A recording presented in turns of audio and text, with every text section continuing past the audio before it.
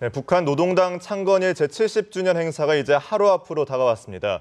북한이 축제 분위기가 띄우기 한창인 가운데 김정은은 대대적인 민생 행보를 펼쳐서 눈길을 끌고 있습니다. 네, 당 창건 70주년 행사를 하루 앞둔 북한의 분위기, 오늘 장용석 서울대 통일평화연구원 선임연구원과 함께 자세히 살펴보겠습니다. 안녕하십니까? 어서 오십시오. 안녕하십니까? 자, 북한의 노동당 창건일이 북한에서는 굉장히 의미 있는 명절에 속하는데요. 본격적인 이야기 들어가기 전에 당 창건일이 북한에게 어떤 의미가 있는지 그거부터 설명해 주시죠. 북한에서 당이라는 어떤 그 조직이 가지고 있는 위상 자체가 우리 민주사회에서 정당이 가질 수 있는 위상하고는 전혀 다르지 않나 싶은 생각을 하고, 우리 같은 경우에는 이제 정당이 사실 정치 권력 하나만 되게 이제 가지고 있거나 그걸 위해서 다투거나 이렇게 하는 건데, 사회주의 국가 특히 이제 북한에서 당이라는 것은 정치와 경제와 문화 이런 모든 권력을 사실 다 가지고 있는 조직입니다. 그런 의미에서 보면 어떻게 보면 북한이라는 국가의 어떤 핵심적인 영도 조직일 수 있고, 이런 걸 이제 당 규약이나 이런 데 다 명문화를 하고 있죠. 그래서 사회 정치 조직 중에 최고의 조직이고 혁명의 참모부고, 그다음에 이제 더 중요한 거는 대개 이제 동유럽 민주화 과정에서 보면 첫 번째 정치적인 자유화의 제일 중요한 게 뭐냐면 헌법에서 공산당의 영도 조항을 삭제하는 거거든요. 근데 북한은 아직 그대로 살아있는 거죠. 그래서 북한 헌법 11조에 보게 되면 조선민주주의 인민공화국은 당의 영도 밑에 사업을 진행한다라고 되어 있고, 이런 의미에서 보면 이제 공산당이라는 것이 북한을 이끌어가는 핵심적인 조직으로서 위상을 가지고 있지 않나 싶은 생각을 하고, 네. 특히 이제 이번에 보게 되면 70주년이라는 계기적인 의미도 있긴 하지만 사실 김정은 들어와가지고 국가를 나름대로 한번 개조해 보겠다고 여러 가지 노력을 많이 하긴 했습니다. 그래서 네. 대표적으로 우리가 보면 이제 경제도 있지만 사회주의 문명국을 만들겠다 그러면서 환경 문제까지 아주 다양한 분야에서 손을 댔던 게 있는데, 나름대로 이런 모든 사업을 해왔던 그런 방침을 또 제시하고 이끌어왔던 조직으로서 어떤 당의 생일이기 때문에 나름대로 굉장히 큰 의미를 부여하고 선전에 활용하고 있지 않나 생각을 합니다. 이 김정은 시대 들어서 좀 가장 눈에 띄는 변화 중에 하나가 선군 정치에서 이제 공산당 중심의 이제 당 중심의 정치 체제로 변했다라는 점이 가장 중점적인 부분일 것 같아요. 이렇게 군보다는 당을 중심으로 체제를 바꿨다. 그 이유는 어디에 있을까요? 기본적으로 이제 군이 나라를 이끌어갈 수 있을까에 대한 이제 근본적인 의문이 있는 거죠. 오히려 위기 상황에서는 군이 가지고 있는 조직이라든가 이런 어떤 특성들이 좀 보다 효율적으로 위기를 극복하는 데 도움이 될 수 있겠지만, 일반적으로 나라를 이끌어가는 데는 특히 정치와 경제 모든 걸 이끌어 나가기에는 군이라는 조직 자체는 한계가 있지 않나 싶은 생각을 하고, 이런 게 이제 90년대 고난의 행군이나 위기 때는 상대적으로 군이 정책 영역까지 막 확장을 해가지고 관여를 많이 하다가 북한 사회가 어느 정도 안정화되면서 조금 군이 본연의 모습으로 돌아가는 양상, 이런 측면이 하나가 있을 수 있고, 그런 점에서 보면 이제 그 군까지도 영도하고 있는 당이라는 어떤 조직이 조금 부각되는 측면들 있을 수 있지 않나 싶은 생각을 해보는데, 다른 한편에서 보면 사실은 당이 가지고 있는 여러 가지 기능들 중에 조직적인 통제라든가 선전하는 기능, 사상 선전, 이런 기능들은 크게 약화된 적이 없다라고 봐야 되지 않느냐. 그런 의미에서 보면 선군 정치도 당에 의한 선군 정치였다. 결과적으로 보면 그 어떤 국가 정책적인 측면에서 군을 좀 앞세우고, 뭐 그러면서 군이 가지고 있는 혹시라도 어떤 무장력이 정권을 위태롭게 할 수 있는 가능성에 대한 대비, 이런 차원에서 군을 좀 끌어안기도 하고, 뭐 그런 의미에서 군을 좀 높이 올려줬던 측면이 있긴 하지만, 당이 가지고 있는 아주 핵심 기능으로서 조직적인 통제라든가 사상, 선전, 뭐 이런 기능들은 계속 유지되어 오지 않았나 싶은 생각을 해요. 그렇게 보면 지금도 이제 북쪽 화면들을 우리가 보게 되면 군복 입은 사람들이 계속 앞에 많이 나오잖아요.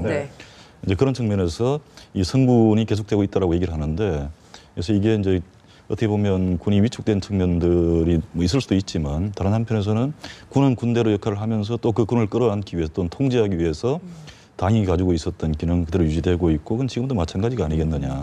예나 지금이나 지금 당을 중심으로 체제가 이뤄졌던 것은 큰 변함이 없다, 이런 말씀을 해주신 것 같은데, 지금 이제 김일성, 김정일, 김정은 좀 3대가 세습을 이어오고 있지 않습니까? 이렇게 3대 세습이 이어지면서 좀 당의 뭐 위상이나 이런 변화가 있는지 이 부분도 좀 궁금합니다. 어차피 김일성 같은 경우는 이제 당을 주로 이제 김일성 시대에는 집단적인 지도 체제의 성격을 많이 가지고 있는, 그런 의미에서 이제 70년대 뭐 수령제, 또 유일체제 이러면서 이제 개인 어떤 권력이 집중된 모습을 보이기도 했지만, 집체적으로 정치국 회의든 전원회의든 중앙위원회 전원회의든 이런 회의들을 통해 가지고 토론도 되고 논의되는 과정들이 많이 활발했던 게 또 있지 않나 싶은 생각을 하고, 그런 의미에서 이제 보면 이제 당이 사회적인 이해관계 과제들을 아주 집중해서 논의도 하고 이끌어가는 뭐 집단적인 모습들을 많이 보였던 것 같고, 김정일 시대에는 당이 사실은 그런 모습을 거의 안 보였죠. 그래서 우리가 이제 당의 위상이 좀 떨어진 게 아닌가라는 얘기를 하는 건데, 그렇게 보면 김정일 시대는 김정일 개인의 판단 내지는 그 주변 측근들의 판단 이런 것도 굉장히 중요한 시절. 어떻게 보면 정권으로 보면 사실은 개인 독재로 거의 가버린 게 아닌가 싶은 판단을 할 수 있는데, 상대적으로 이제 김정은 들어와서는 권력 승계를 당을 중심으로 이제 또 해나가면서 다시 돌아온 거군요. 그렇죠. 그런 의미에서 보면 이제 우리가 세간에서 얘기하고 있는 선군에서 선당이라는 말들이 뭐 나름대로 의미를 가질 수 있는 부분도 있지 않나 생각합니다. 네. 북한이 이른바 꺾어지는 해 정주년을 특히 중요하게 생각을 하는데, 올해가 딱 70주년 정주년에 해당이 됩니다. 그만큼 북한이 굉장히 심혈을 기울여서 준비를 했을 텐데, 그동안 우리가 우려했던 뭐 4차 핵실험 가능성이라든지 뭐 장거리 로켓 발사 이런 도발, 지금은 좀 낮다고 봐도 되겠습니까? 일단 10월 10일 전에 뭘 하기에는 거의 불가능한 것 네. 같아요. 이제 물리적으로. 그런 의미에서는 이제 뭐 장거리 로켓 발사나 핵실험 자체를 지금 당장은 염려할 사항은 아니지 않나 싶은 생각을 해보는데, 근데 이제 다른 한편에서 보게 되면 당 창건 70주년을 굉장히 크게 떠들고 이렇게 얘기를 하고, 특히 올해 2월 달에 보게 되면 당 중앙위원회하고 중앙군사위원회 공동 구호로 한 300여 가지의 어떤 과제를 올해 당 창건 70주년을 맞으면서 자기들이 해야 된다는 과제를 제시를 한 게 있는데, 과연 그게 얼마만큼 이루어졌는지에 대해서도 의문이고, 이 얘기는 뭐냐면 전체적으로 보면 당 창건 70주년을 굉장히 대대적으로 선전하고 있긴 하지만 실질적인 내용을 보게 되면 좀 초라한 측면들이 있지 않나 싶은 생각을 또 한편으로 해봐요. 이제 그런 이유 중에 중요한 게 하나가 이제 국제적으로 문제를 어떻게 보면 일으키려는 의지는 밝힌 거죠. 로켓 인공위성 발사하겠다는 얘기를 했으니까. 그렇지만 실제 이루어지지 않았던 거, 뭐 이런 것들이 전체적으로 김이 빠진 상황들을 만드는 측면은 있지 않나 싶은 생각을 하면서도, 그런 점에서 보게 되면 당 창건 70주년이 일단 조금은 기대에 미치지 못하는 성과를 바탕으로 좀 초라한 모습으로 진행되는 측면들을 좀 주목을 해야 되겠다 싶은 생각을 하고, 그와 관련된 핵심적인 사안으로 우리가 로켓이라든가 핵실험을 얘기했을 때 특히 이제 로켓이 문제인데, 사실은 북쪽의 입장에서 보면 로켓을 발사할 의지는 분명히 가지고 있었던 것 같아요. 2월 달에 공동구호를 발표하면서도 인공위성을 더 많이 쏘자라고 얘기를 했고, 9월 14일 날 보면 우주개발국 국장이 기자회견을 하면서 로켓 발사가 인공위성 발사가 마무리 단계에 진행되고 있다라고 얘기를 했단 말이에요. 그렇게 보면 이제 사실 기술적인 준비가 좀 덜 된 거죠. 제 개인적으로 이제 평가를 한다라고 하면, 쏘고 싶은 마음은 굴뚝이었는데 기술적인 준비가 좀 제대로 안 된 게 아닌가. 이번 70주년 기념식에서요. 날짜에 맞춰서 쏘기에는 이게 이제 9월 23일 날 CNN 위성 관제소에서 관련된 기술자들이 나와서 이제 인터뷰를 한 내용들을 봐도 마찬가지로 위성을 통제하는 어떤 그런 기술, 이런 게 마무리 단계에서 조금 준비가 되고 있다. 그 마감이 안 됐다라고 얘기를 한 거죠. 그렇게 보면 로켓은 이미 개발이 돼 있을 가능성이 높고, 반면에 이제 결국 로켓을 가지고 올리고자 하는 위성 자체의 개발 또는 위성에 대한 통제를 비롯한 관련된 기술이 제대로 지금 마무리가 안 돼 가지고 좀 늦춰지고 있는 것이 아닌가, 이런 생각이 좀 듭니다. 그러니까 준비가 된다면 언제든 쏠 것이다, 뭐 그런 도발을 할 것이다라는 말씀이신 것 같은데, 그래도 뭔가 좀 명분이 있어야 될 것 같아요. 지금 같은 경우에는 노동당 창건 70주년이라는 명분이 있었는데 시기가 준비가 안 돼서 놓쳤다고 친다면, 다음번엔 어떤 명분으로 쏠지 언제쯤이라고 예측을 할 수 있을까요? 그러니까 이게 이제 계기적으로 보게 되면 당 창건 70주년이라는 것을 축하하기 위해서 이제 쏘는 것이 사실은 뭐 정치적으로는 제일 아마 원했던 것일 겁니다. 그러면서 의미를 좀 크게 키울 수 있다고 봤던 건데, 왜냐하면 김정은이 천명했던, 김정은 제1위원장이 2012년 4월 달에 천명했던 키워드가 자주와 존엄과 평화인데, 평화보다는 즉 인민의 허리띠를 졸라매지 않게 하기 위한, 경제를 발전시키기 위한 평화보다는 자주와 존엄이 더 중요하다고 얘기를 했고, 그 자주와 존엄의 상징이 사실은 핵과 인공위성이거든요. 그런 의미에서 보면 정치적으로는 김정은 제1위원장이 또는 김정은 정권이 뭐 쏘고 싶은 생각이 굴뚝이 아니었겠는가. 그리고 앞으로도 마찬가지일 텐데, 요거는 이제 계기적으로 보면 70주년이 굉장히 좋았겠지만, 뭐 계기라는 것도 찾게 되면 또 얼마든지 찾을 수 있는. 2006년도 7월 달에 북쪽이 미사일을 쐈는데 그게 계기가 뭐냐면 미국의 독립기념일입니다. 뭐 이런 식으로 이제 찾을 수 있는 계기들은 많이 있고, 뭐 12월 달 들어가면 김정일 위원장 사망 4주기도 있고, 그래서 그 앞으로 나름대로 기술적인 준비가 되면 적절한 명분을 가지고 아마 쏘지 않겠는가 또는 계기들을 자기들이 이제 찾아서 쏘지 않겠는가 네. 생각은 듭니다. 네. 자, 북한 노동당 창건일 행사에 또 어떤 인사들이 참여할지가 또 관심사였는데 지금 중국에서는 그렇죠. 권력 서열 5위죠. 공산당 상무위원 류인산 상무위원이 지금 평양에 입국을 했는데 예. 어떻습니까? 이 정도면은 뭐 중국도 격식을 차렸다고 봐야 하는 겁니까? 이건 충분히 중국은 굉장히 그 어떻게 보면 고위급을 사실은 파견하고 그런 의미에서 보면 북한과 아주 나름대로 대화하고자 하는 또는 북한을 끌어안겠다고 하는 버리지 않겠다고 하는 뭐 이런 메시지는 명확히 준 게 아닌가 싶은 생각이 들어요. 네. 그래서 물론 이제 북중 간에도 그렇고 양자 간의 이슈도 있겠지만 또 그 중국이 발표했던 내용들을 보게 되면 양자뿐만 아니라 다른 이슈들도 논의할 것이다라고 얘기를 했었는데 다른 이슈로는 대표적으로 이제 핵 문제나 이런 게 있겠죠. 국제사회 우려가 있겠죠. 여러 가지 이제 이슈들을 이제 논의를 할 것 같고 그런 점에서 보면 국제사회 우려에 대한 또는 중국이 가지고 있는 북한에 대한 우려에 대해서 명확히 얘기를 하겠지만 고위급을 파견함으로써 어쨌거나 북한과의 관계를 정상화시키고자 하는 나름대로 의지를 선제적으로 좀 보여준 게 아닌가 싶은 생각은 듭니다. 네. 그런 의미에서 굉장히 중요한데 다른 한편에서 또 비교를 해보면 러시아 쪽이 지금 발표가 안 되고 있어요. 그래서 러시아는 사실 5월 달에 전성절 행사를 할 때 네. 중국에는 9월 전성절에 최룡해 당 비서가 갔지만 국가 어떤 차원에서 보게 되면 그 러시아에는 김영남 최고인민회 상임위원장이 갔거든요. 네네. 국가 수반입니다, 대외적으로.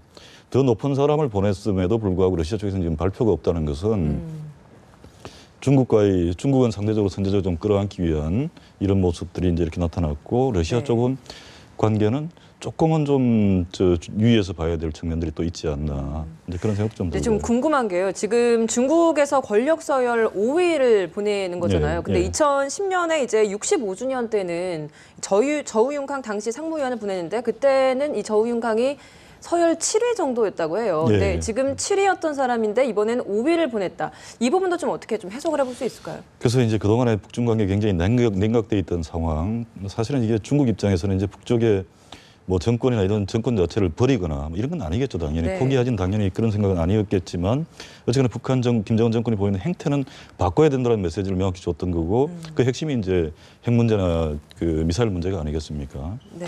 이제 그런 신호를 굉장히 어떻게 보면 강하게 보내면서 다소간 냉각됐던 관계 이걸 나름대로 이제 좀 다른 방향에서 풀어보겠다는 뭐 물론 핵이나 미사일에 대한 우려를 접어버린 건 아닐 겁니다. 네. 그럼에도 불구하고 다른 각도에서 좀 풀어보겠다는 이런 의미들이 중국의 어떤 선제적인 의지 이런 것들이 그 말씀하셨듯이 당 서열 5위에 또 뭐 실제로 당 중앙서기처 서기까지 맡고 있는 상당히 비중 있는 인물을 네. 보내는 것으로 나타난 게 아닌가 생각을 하고 이게 이제 앞으로 그런 북중 관계에 어쨌거나 관계 개선에 기여할 가능성을 우리가 주목을 해봐야 되겠다 싶은 생각을 하는데 네. 당장에는 이제 현안들이 있잖아요. 핵 문제든 미사일 문제든 북중 간에 굉장히 넘기 어려운 현안들이 있기 때문에 바로 뭐 관계의 전환 이렇게 얘기하기는 어렵겠지만 굉장히 중요한 디딤돌을 놓는 것이 아니겠느냐. 그런 의미에서 좀 주목해 볼 필요가 있지 않나 생각을 합니다. 네. 자, 북한의 최대 행사 중에 하나인데 이 당 창건 기념일 이후에 이제 우리와의 관계가 어떻게 변화할지도 관심거리거든요. 예. 자, 앞서서 이제 억류됐던 주원문 씨 이제 송환돼서 우리나라로 왔는데 자, 이것도 일종의 어떤 연장선상에서 북한이 어떤 의도가 있다고 봐야 할까요? 그 이제 북쪽이 올 하반기에 보인 행보를 보게 되면 8월 달에 뭐 지뢰 도발에도 불구하고 어쨌거나 8월 25일 날 이제 남북 간에 파리와 합의를 만들었잖아요. 그리고 당국회담까지 얘기를 하고 이산가족 상봉 진행하고 있고 한편에서는 이제 10월 달 들어오면서 이수영 외무상이 유엔 연설을 통해서 그리고 최근에 또 외무성 대변인 담화를 통해서 미국의 이제 평화협정 체결을 위한 회담을 제의하고 있거든요. 그러니까 내용은 뭐 옛날과 크게 다르지 않을지 몰라도 네. 협상을 제의하고 있다는 것을 우리가 좀 주목을 해봐야 되지 않겠는가. 이런 측면에서 보면 북쪽이 뭔가 새로운 어떤 변화를 모색할 가능성을 우리가 주목을 할 수 있겠다. 여기에 이제 중국이 선제적인 뭐 저는 의지라고 보지만 네. 그런 불구하고 고위급을 파견함으로써 어쨌거나 북쪽과의 어떤 전반적으로 대화의 흐름들을 좀 만들어낼 가능성 뭐 이런 것들이 주목이 되고 그런 와중에 이제 주원문 씨가 또 석방이 된 거니까 네. 이게 실제로 얼마만큼 진전될지는 역시 봐야 되겠습니다. 왜냐하면 현안들이 있으니까 핵 문제뿐만 아니라 인권 문제도 있고 네. 뭐 남북 간에는 오이사부터 해가지고 여러 가지 문제들이 있잖아요. 그래서 실질적인 진전을 바로 낙관하기는 어렵지만 어쨌거나 전환의 어떤 계기를 찾을 수 있을지를 한번 봐야 되고 그런 맥락에서 주원문 시석방 같은 경우에도 일단 뭐 좋은 일이잖아요, 그죠? 네. 그런 점에서 이제 긍정적인 신호로 볼 수 있는 뭐 여전히 있지 않겠는가 생각을 네. 합니다. 긍정적인 신호 중에 하나가 지금 이산가족 상봉 행사가 진행되고 있다는 점 아니겠습니까? 이제 그렇죠. 어제 이제 예, 예. 최종 명단까지 교환을 했는데 이달 말에 이제 상봉 예정되어 있습니다. 20일부터 26일 동안 이루어지는데 예. 별다른 문제 없이 잘 이루어질지 어떻게 예상하십니까? 뭐 사실은 이제 이산가족 상봉 합의되고 났을 때 특히 이제 8.25 합의 때부터 그런 얘기가 나왔지만 북쪽이 장거리 로켓을 쏴버리면 이거 무산되는 거 아니냐 네. 우려와 걱정을 많이 했는데 일단은 네. 하여튼 뭐 여러 가지 이유 어떤 이유든지 간에 로켓을 발사하지 않음으로써 진행되는 측면들이 이제 좀 긍정적이라는 게 주목이 되고 또 하나는 이제 그 이산가족 상봉 명단까지 교환함으로써 뭐 실무 준비는 거의 다 된 것 같아요. 금강산 면회소까지도 점검이 다 된 거고 그렇게 보면 뭐 일단은 정상적으로 진행될 가능성을 높게 좀 봐야 되지 않겠는가. 그리고 사실은 네. 로켓이나 이런 걸 쏘더라도 뭐 그동안에 이제 한 보름 정도 한 10일 정도 남았죠. 네. 쏜다 하더라도 이 이산가족 상봉이 진행될 가능성도 또 있는 거니까 그런 점에서는 일단 이산가족 상봉은 뭐 예정대로 좀 진행을 하는데 다만 이제 중간에 이산가족 상봉이 좀 제대로 열리기 어려운 어떤 요소들이 요인들이 또는 계기들이 사건들이 발생할 가능성이 항상 네. 있는 거니까 남북 네네. 간에는 네. 그런 점에서 좀 상황을 관리할 노력들이 굉장히 기묘하지 않나 싶은 생각은 계속 듭니다. 네. 자, 10월에 북한에 굵직한 이슈들이 많은데요. 이산가족 상봉만큼은 좀 무사히 잘 이루어지길 바라겠습니다. 모든 국민의 아마 바람일 겁니다. 네. 예. 자, 지금까지 장용석 서울대 통일평화연구원 선임연구원과 얘기 나눠봤습니다. 오늘 말씀 고맙습니다. 고맙습니다. 예, 고맙습니다.